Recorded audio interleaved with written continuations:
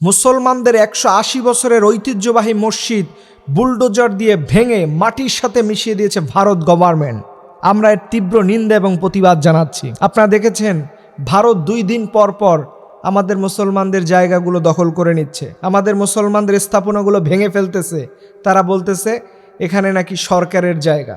আপনারা বলেন ১৮০ বছর যাবৎ যে মসজিদ যেই জায়গায় দাঁড়িয়ে আছে সেই জায়গা সরকারি জায়গা কেমন করে হয়? আপনারা কি কানাকে হাইকোর্ট দেখাচ্ছেন নাকি? ভারত, আপনি আজকে যা করতেছেন এটা প্রত্যেকটা ইমানদার মুসলমানদের কলিজা আঘাত লাগতেছে। অথচ এই ভারত দেখবেন কি সাম্প্রদায়িক কথা বলে, আমাদের দেশে নাকি সাম্প্রদায়িক সম্প্রীতি নাই, আমাদের দেশে হিন্দুরা নাকি ভালো নাই। আপনি বলেন কোথায় কোন হিন্দু আঘাত পেয়েছে? আমার বাড়ির কাছে হিন্দু আছে, আপনি খোঁজ খবর নিয়ে দেখেন তারা কোশ্চিন কালেও আমাদের মুখ থেকে একটা কষ্ট পেয়েছে কিনা আপনি এর প্রমাণ দিতে পারবেন না। আমাদের এলাকায় অনেক হিন্দু ভাইয়েরা থাকেন, আমরা তাদের সাথে মিলেমিশে থাকি, আমাদের মধ্যে কোনো দ্বন্দ্ব নাই। যত দ্বন্দ্ব আমরা দেখলাম যে মসজিদ নিয়ে এত দ্বন্দ্ব শুধুমাত্র ভারতেই পাওয়া যায়। এই ভারতীয় কিছু উগ্রবাদী হিন্দুরা দিনের পর দিন মুসলমানদের জায়গাগুলো তো দখল করে নিয়েছে এবং সর্বশেষ এই উপাসনালয়গুলো তারা দখল করতেছে। আপনারা একটা জিনিস মনে রাখবেন, আল্লাহ তাআলার ঘর, স্রষ্টার ঘর, এটার সাথে তামাশা করা যায় না। আমরা মুসলমানরা কখনো এই জাতীয় অন্যায় কাজ করতে পারি না, কারণ আমাদের ধর্মই তো আমাদের রব, আমাদের কোরআন, আমাদের কনস্টিটিউশন আমাদের শিখায় অন্য ধর্মকে গালি দিও না, অন্য ধর্মের জায়গা দখল করো না, অন্য ধর্মকে ক্রিটিসাইজ করো না। আর আপনি বলতেছেন এই জায়গাগুলো হিন্দুদের আগের ছিল না। মুসলমানদের সম্পত্তির অভাব পড়ে নাই। মুসলমানরা এমন কোনো জাতি নয় যাদের ধর্মীয় উপাসনায় করতে হবে অন্যের হক নষ্ট করে। আপনি ভারত সাম্প্রদায়িক কথা বলেন, নিরপেক্ষবাদের কথা বলেন, অথচ সবচাইতে বেশি মাজলুম হচ্ছে আপনার দেশে আমার মুসলমান ভাইয়েরা।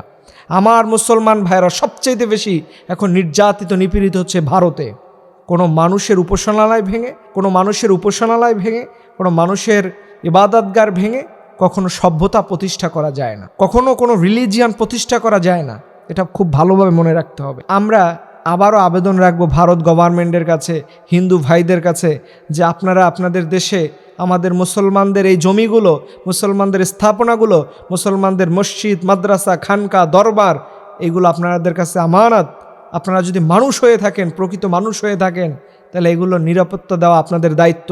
এবং আমি খুশি হয়েছি, ভারতের অনেক জায়গায় দেখেছি বিশেষ করে হিন্দুরা কিছু মসজিদের রক্ষণাবেক্ষণ করে, তারা মসজিদের পুরো দায়ভার নেয়, মসজিদের খরচ করে, মসজিদের যাবতীয় দেখভাল করে।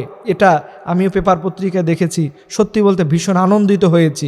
এইভাবেই তো মানব সভ্যতা গড়ে ওঠা উচিত।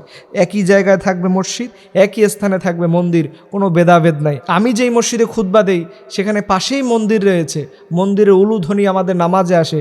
কই আমরা কখনো তো এটার বিভেদ করি নাই, এটার বিভেদ করতেও যাব না, এটা নিয়ে আমাদের কোনো প্রশ্নও নাই।